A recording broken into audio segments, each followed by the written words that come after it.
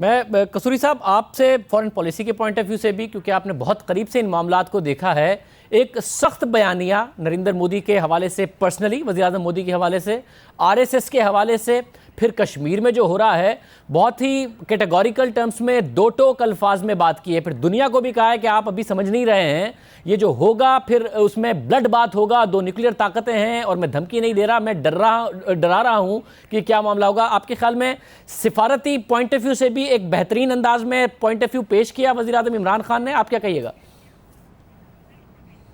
جی ہاں، لیکن میں اس سے پہلے کچھ اور کہنا چاہوں گا۔ بالکل سفارتی انداز میں اچھا کیا، لیکن جو میں ایک چیز کہنا چاہوں گا، جب پرائم منسٹر گئے، کیونکہ میں نے تو ہر سال جاتا تھا، نیچرلی میرا کام تھا وہاں جانا، میں نے ایڈریس بھی کیا ہے، تو جب پریزیڈنٹ یا پرائم منسٹر نہ ہو تو فورن منسٹر ہی ایڈریس کرتے ہیں، تو وہ جو میں سب سے زیادہ جو مجھے حیرانی ہوئی تھی شروع میں، کچھ گھبراہٹ ہوئی لیکن وہ دور ہو گئی۔ وہ کیا کہ جب وہ گئے ان کے ہاتھ میں کوئی ریٹن سپیچ نہیں تھی، ہو سکتا ہے نوٹس ہوں وہ بھی نظر نہیں آ رہے تھے، لیکن ان کے پاس کوئی ریٹن سپیچ نہیں تھی۔ اس میں خطرہ یہ ہوتا ہے، اور میں تھوڑا گھبرایا کہ اگر سٹرکچر موجود نہ ہو آپ کے سامنے تو بڑے سے بڑا اسپیکر کچھ نہ کچھ بھول جاتا ہے، یہ اس میں بالکل خطرہ ہوتا ہے۔ اور کئی دفعہ یہ ہوتا ہے کیونکہ آپ کے پاس عموماً ٹائم لیمیٹڈ ہوتا ہے تو آپ نے بہت سے امپورٹنٹ پوائنٹس کور کرنے ہوتے ہیں،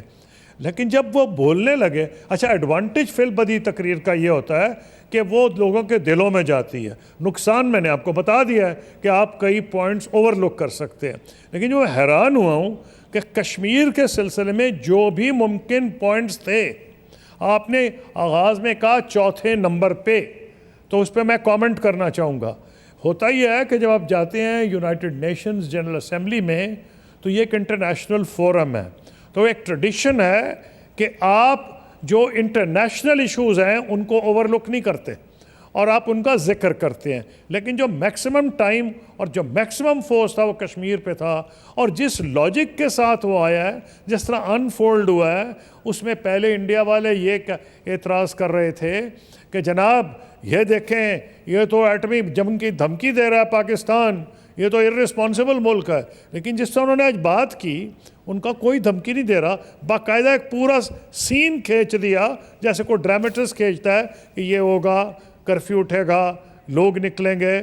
خون خرابہ ہوگا، آپ پاکستان کو بلیم کریں گے، اس کے بعد یہ ہوگا، دو نیوکلیئر ملک ہیں۔ اتنا لاجکلی بلٹ تھا کہ باوجود اس کے کہ ریٹرن نہیں تھا، اس میں کوئی پوائنٹ مس نہیں کیا گیا۔ نمبر 2، ملٹیپل آڈینسز تھے، اس میں افریقہ یعنی کہ کلرڈ لوگ تھے، اس میں ہندوستان کے لوگ تھے، انٹرنیشنل کمیونٹی آف پاکستان تو تھے، یعنی کلرڈ کا جس طرح انہوں نے بلیک اینڈ وائٹ کا اسلام کے حساب سے کیا وہ بھی، پھر جو انہوں نے مائنورٹیز کا ذکر کیا کہ خلیفہ وقت کے خلاف ججمنٹ آ گئی، یہ ویسٹ میں کہنے کی ضرورت تھی، بہت زبردست پروپیگنڈا ہے مائنورٹیز پہ اسلام کے ایٹیٹیوڈ کے بارے میں۔ جب وہ کشمیر اور پہ آئے تو انہوں نے کمال یہ کیا کہ ہندوستان میں انہیں پتہ ہے کہ 66% لوگوں نے یا 64 نے اس الیکشن میں بھی